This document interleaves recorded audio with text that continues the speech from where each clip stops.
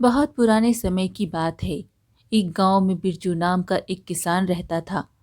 बिरजू शरीर से बहुत ही लंबा चौड़ा था, लेकिन दुनियादारी के मामले में वह कुछ कच्चा ही था। परंतु उसकी पत्नी लाजवंती एक बहुत ही समझदार और चतुर औरत थी। बिरजू के पास एक बैलों के जोड़े थे, जिनसे वह अपना खेती बाड़ी का काम करता था। एक बार की बात है, बिरजू का एक बैल मर गया। बैलों की जोड़ी में से एक बैल मर गया तो दूसरे ने खाना पीना छोड़ दिया। बड़ी ही कठिन परिस्थिति बन गई। तब अपनी पत्नी लाजवंती की सलाह पर बिरजू ने बैल को बेचने का विचार बनाया। लाजवंती ने कहा, इसने दाना पानी तो छोड़ ही दिया है, और यही हाल रहा तो कुछ ही दिनों में ये पिंजर हो जाएगा। अच्छा यही है कि इसे बेचकर दो छोटे बछड़े ले आओ। इतनी कीमत तो अभी है इसकी कि दो छोटे बछड़े आ जाएंगे। उन्हें पालेंगे तो कुछ दिनों में ही जोड़ी बन जाएगी। बिरजू ने कहा, बात तो तुम्हारी बिल्कुल ठीक है भाग्यवान। मैं कल ही पशु बाजार जाऊंगा और इसे बेच दूंगा। वहीं से दो बछड़े भी लेता आऊंगा। अगले ही दिन सुबह सुबह बिरजू अपने बैल को लेकर निकल पड़ा। बैल देखने में बहुत ही आकर्षक था, और अपनी जोड़ीदार बैल के साथ तो उसकी जोड़ी बहुत ही शानदार लगती थी। बिरजू बाजार की तरफ जा रहा था। बाजार दूर था। बैल क्योंकि पहली बार अकेला जा रहा था, तो वो बड़ी मुश्किल से ही कदम उठा रहा था। एक जगह ठहर जाता तो 10-5 डंडे खाकर ही आगे बढ़ता। उसने बिरजू के नाक में दम कर दिया। कई बार तो बिरजू ने सोचा कि वापस चला जाए, पर अब धूप भी निकल आई थी और 1/3 रास्ता भी तय हो गया था। वो जैसे ही तैसे बैल को हाँकते हुए ले जा रहा था, तभी रास्ते में एक कुएं पर उसको एक नौजवान मिला। उसने कहा, राम राम भाई, बैल को क्या बाजार ले जा रहे हो? बिरजू बोला, हाँ भाई। नौजवान बोला, अच्छा क्या कर रहे हो? इसके पैरों में तो घुमाव है। जब इसकी जोड़ी का बैल साथ ना हो तो यह तो अपने मालिक के लिए अशुभ है। यह 4 कदम चलेगा और 6 कदम पीछे हटेगा। बिरजू उसकी बात सुनकर आगे बढ़ा चला। उसका दिमाग तो कुलबुला गया था। वास्तव में अपने जोड़ीदार के बिना यह बैल अपने मालिक के लिए मुसीबत बन चुका था। बस बाजार तक पहुंच जाए, 100 रुपए में तो बिक ही जाएगा। 30-30, 40-40 के दो बछड़े आ जाएंगे। बिरजू ऐसा सोच ही रहा था, तभी मार्ग में एक और नौजवान बकरी के साथ बैठा मिला। उसने कहा, पशु बाजार जा रही हो? मैं भी अपनी बकरी ले जा रहा हूँ। अरे, इस बैल को बेच रहे हो या इसकी जोड़ी का कोई दूसरा बैल लाओगे? बिरजू बोला, बेचने जा रहा हूँ। नौजवान बोला, मेरे पास इसकी जोड़ी का बैल है, चाहो तो खरीद सकते हो।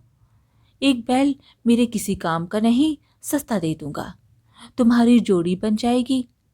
बिरजू बोला, कहाँ है तुम्हारा बैल? नौजवान बोला, घर पर है, यहाँ से 12 मील दूर है।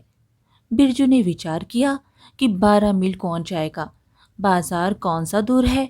वैसे भी जेब में कुछ नहीं था, ऊपर से कोई गारंटी नहीं थी कि उसका बैल दूसरे बैल के साथ टिक पाता। वह तो अपने पुराने जोड़ीदार के गम में डूबा पड़ा था। यह सोचकर बिरजू बोला, भाई अब तो इसे बेचूंगा। नौजवान बोला, तुम मुझे ही दे दो, मेरी जोड़ी बन जाएगी। बिरजू बोला, हाँ यह कर सकते हैं। नौजवान बोला, तो फिर कीमत बोलो, देखो कीमत ठीक ठाक बताना, मैं भी बकरी बेचने जा रहा हूँ, 9 मांगता हूँ। बिरजू ने बकरी देखी। बकरी 20 रुपए में से कम नहीं थी। बिरजू बोला, अरे भाई, मैं तो बैल को 100 रुपए से कम में ना दूंगा। नौजवान ने कहा, ज्यादा मांग रहे हो भाई, यह तो बेचने वाली बात नहीं हुई। बिरजू बोला, हाँ तो इससे कम पर तो मैं नहीं बेचूंगा। नौजवान ने कहा, अच्छा ऐसा करते हैं, बाजार चलते हैं, कोई और मिलता है तो उसे अपने सौदे का बिचौलिया बना लेंगे, वह जो भी कीमत रखे। बिरजू बोला, ठीक है, यही करते हैं। फिर दोनों चल पड़े। कुछ दूर चलने पर उन्हें एक झोपड़ी दिखाई दी, जिसके सामने एक बूढ़ा बैठा था। नौजवान ने कहा, इस बूढ़ी से पूछते हैं, अनुभवी लग रहा है, किसान भी है। बिरजू बोला, चलो पूछ लो। दोनों ने बूढ़े के पास जाकर उसे प्रणाम किया। बूढ़ा बोला, आओ भाई, अरे यह बकरी क्या बेचने जा रहे हो? भले मानस, ऐसी बकरी कहीं बेची जाती है? घर की लक्ष्मी समझो, हर बार 2 बच्चे देती है, 8 लीटर से कम दूध ना देगी। नौजवान ने कहा, सो तो है पापा, मेरे पास इसके 7 बच्चे हैं, जिनमें 3 बकरी है, 4 बकरे हैं। बूढ़ा बोला, वही तो, फिर तुझे क्या सूझी? अरे इसके बिना तो सातों बेकार हैं। अरे अकेली किसी भी घर के भंडार भर देगी। नौजवान हंसते हुए बोला, अब बाबा, किसी का तो भला है। यह सुनकर बिरजू का मन ललचा उठा। ऐसी बकरी रोज कहाँ मिलती है? तुम इस बैल को ले जा रहे हो? इस बैल को तो मैं खरीदने वाला हूँ। भाई, इसकी जोड़ी का बैल मिलना मुश्किल लगता है। इसके पैरों में घुमाव है। खैर, ले लो, कोई बात नहीं, शायद खूंटा बदलने से सुधर जाए। बिरजू को लगा कि उसका बैल अमंगलकारी है। तो बाबा, आप इसकी कीमत बताइए। यह तो 100 रुपए मांगता है, जबकि मैं बकरी के 9 रुपए मांग रहा हूँ। बूढ़े ने कहा, भाई कीमत तो दोनों की बराबर सी है।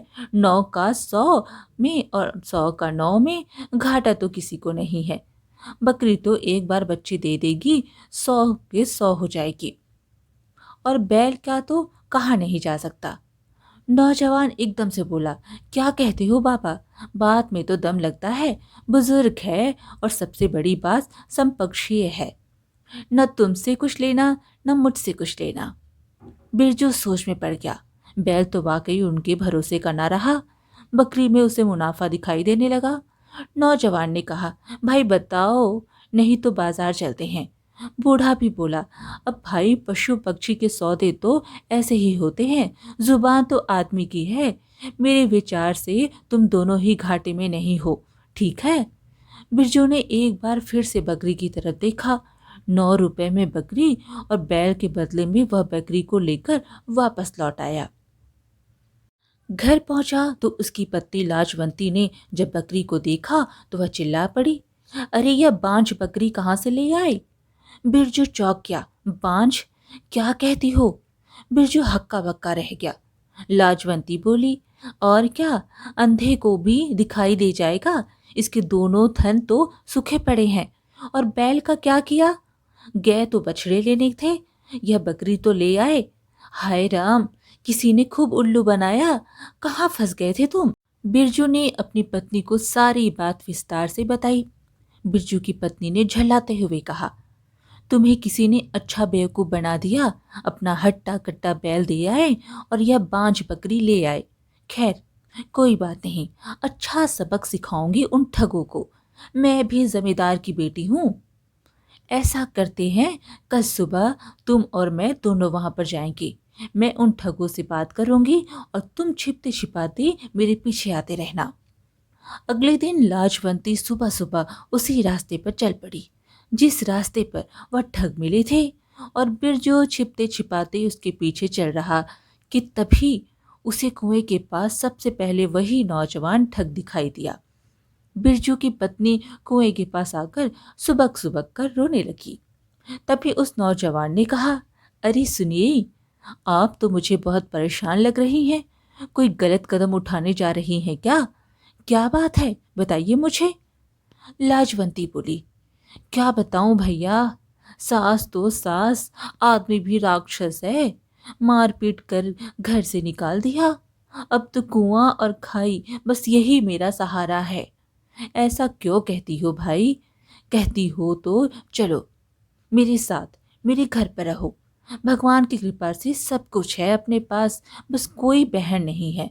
घर में बूढ़े पिता है, भाई है तो हमारा भोजन बना दिया करना, बस यही बड़ी बात होगी। भैया, 3 मर्दों के बीच रहकर, अरे दुनिया तो कहती ही है। और वैसे भी हम तो दूर जंगल में रहते हैं, तो इससे क्या लेना देना। और फिर मेरे पिता है ना, वह कोई ना कोई रास्ता जरूर बताएंगे। बुजुर्ग हैं और अनुभवी है। ठीक है भैया, चलती हूँ। तुम्हारा बहुत बहुत धन्यवाद। और लाजवंती उस नौजवान के साथ उस रास्ते पर बढ़ चली। तभी रास्ते में उसे दूसरा ठग भी दिखाई दिया। यह मेरा भाई है, बहुत अक्लमंद है। अरे छोटे, यह कौन है? बड़े भाई ने पूछा। एक दुखियारी है भाई, सास और पति ने घर से निकाल दिया है। मैं इसे धर्म बहन बनाकर ले आया हूँ और आज से यह हमारे साथ ही रहेगी। हमें भी बना बनाया भोजन मिल जाएगा, बस इसका समय भी कट जाएगा। ठीक है भाई, तूने पुण्य का काम किया है। काका भी बहुत खुश होंगे। काका वाकई बहुत खुश हुआ। शातिर ठगता, बेटों का तो विवाह होने वाला नहीं था, घर में स्त्री आ गई तो उनका खाना बना दे, तो यही सोचकर वह खुश था। जंगल में उनका इकलौता घर ही था। शाम होने को आई तब लाजवंती ने कहा, रसोई तो खाली पड़ी है, आटे में रेत मिला हुआ है, मसाला भी कोई नहीं है और सब्जी भी नहीं है, मैं क्या पकाऊं? तब नौजवान बोला, तुम सामान लिख दो, मैं 2 घंटे में बाजार से ले आऊंगा। लाजवंती ने 50 सामान लिखवा दिए और नौजवान बाजार चला गया। लाजवंती ने कहा, मुझे तो घर में लकड़ियां भी दिखाई नहीं दे रही, तो चूल्हा किससे जलाऊं? तुम जाओ और फटाफट जंगल से लकड़ियां बिनकर ले आओ। दूसरा भाई बोला, ठीक है, मैं अभी लकड़ियां लेकर आता हूँ। दोनों भाई अपने अपने काम से चले गए।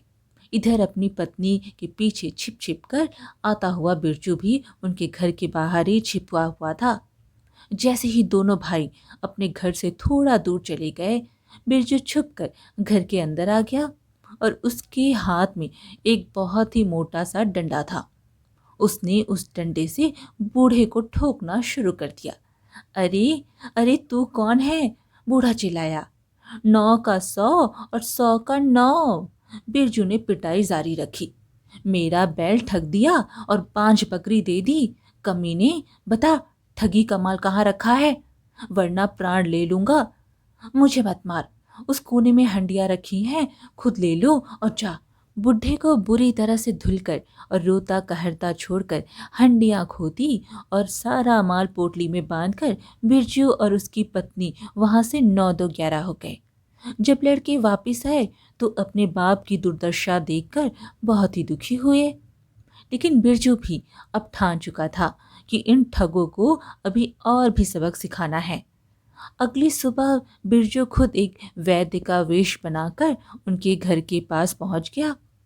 उसे देखते ही युवकों ने कहा, अरे वैद्य जी, हमारे काका छत से गिर गए हैं, सारे शरीर में नीले निशान पड़े हैं, दर्द के मारे बुरा हाल है, चलकर कोई दवा दारू तो बता दीजिए। वैद्य जी अंदर आए और बोली, राम राम, लगता है बहुत बुरी तरह से चोट लगी है। ऐसा करो, कमलगट्टा और मक्काओं के बीज लाओ, जल्दी ही आराम मिल जाएगा। बड़ा भाई तत्काल बाजार चला गया। तभी वैद्य के रूप में आए बिरजू ने कहा, घर में तिल का तेल और मुल्तानी मिट्टी तो होगी ही, हमारे घर में तो नहीं है। जाओ अपने भाई से कहो कि यह भी लेता आएगा, अभी ज्यादा दूर ना गया होगा, जल्दी जाओ, दौड़ कर जाओ। उसके भाई को गए हुए 10 मिनट बीत चुके थे। वह अपने भाई को कहने के लिए दौड़ पड़ा। इधर वैद्य का वेश बनाकर आए बिरजू ने फिर से डंडा उठाया और बूढ़े की पिटाई शुरू कर दी। अरे मर गया, मर गया, मर गया। क्यों? 9 का 100 और 100 का 9 करेगा? बूढ़ा चिल्लाया। भैया मर जाऊंगा, मुझे माफ कर दो, जीवन में पहली बार गलत आदमी को ठग लिया। दूसरे कोने में एक हंडिया रखी है, वह निकाल लो, लेकिन मुझे बख्श दो। बिरजू ने देर न लगाई और फटाफट माल समेटकर वहां से चला गया। उसके मन में विचार आया कि ठगों के घरों में अभी 2 कोने और बाकी हैं, यानी उधर और भी माल होगा। वह अपने गांव में अपने एक दोस्त बलिया के पास पहुंचा और उससे कहा, सुनो भाई, तुम्हारे साथ एक काम है जिसके बदले में तुम्हें 500 रुपये मिलेंगे, करोगे? बलिया बोला, क्या काम है, बताओ भैया बताओ। सुनो, तुम्हें जंगल में जाकर एक घर के पास सिर्फ यह बोलना है, 100 के 9 और 9 के 100। उसके बाद तुम्हें वहां से सिर पर पैर रखकर दौड़ लगा देनी है, क्योंकि वहां 2 आदमी तुम्हारे पीछे दौड़ेंगे। अगर तुम पकड़े गए तो खूब पिटोगे। बलिया बोला, भैया दौड़ने में तो मेरा कोई मुकाबला नहीं है, आप बस देखते जाओ। अगले दिन वह दोनों फिर से उसी जंगल में ठगों के घर के पास पहुंचे। बलिया ने उसके घर के बाहर जाकर आवाज लगाई, 9 का 100 और 100 का 9। घर के अंदर बैठे तीनों ठग समझ गए कि जरूर वही आदमी है जो पहले 2 बार भी उनकी पिटाई कर चुका है। दोनों भाई लठ लेकर दौड़े और बोले, पिताजी आप यहीं रुकिए, हम अभी उसे 9 का 100 और 100 का 9 का सबक सिखा कर आते हैं। दोनों भाई वहां से उस बलिया के पीछे भागे। लेकिन बलिया नाम का वह आदमी बहुत ही तेज था। वह उन्हें जंगल से दूर भगा ले गया। यहाँ पीछे से छिपकर बैठे हुए बिरजू ने एक बार फिर से मौका भांप लिया और वह उनके घर में घुस गया। एक बार फिर सिर्फ अपने लठ उठाए और बूढ़े की पिटाई कर दी। बूढ़ा फिर से चिल्लाया, अरे तुम फिर आ गए? हाँ ताऊ, अभी तुम्हें कहाँ बख्शने वाला हूँ, जल्दी बताओ बाकी का धन कहाँ छिपा कर रखा है। बूढ़े ने कहा, उस तरफ तीसरे कोने पर जाओ खोज लो, वहां पर भी एक हंडिया है। बिरजू ने फटाफट बिना देर गवाए वहां पर से हंडिया निकाली और सारा माल समेट कर ले गया। गांव पहुंचकर उसने अपने दोस्त बलिया को 500 रुपए दिए। बलिया भी खुश था कि इतने छोटे से काम के 500 रुपए मिल गए। उसने बिरजू से पूछा, आखिर मामला क्या है भाई, बताओ तो। बिरजू उसे सारी बात बता दी। तब बलिया ने भी मन में यह निश्चय किया कि वह भी एक बार उस घर में जाकर मौके का फायदा उठाएगा।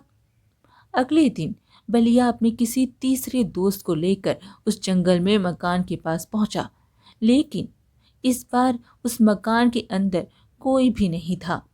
तीनों ठग वहां से भाग चुके थे।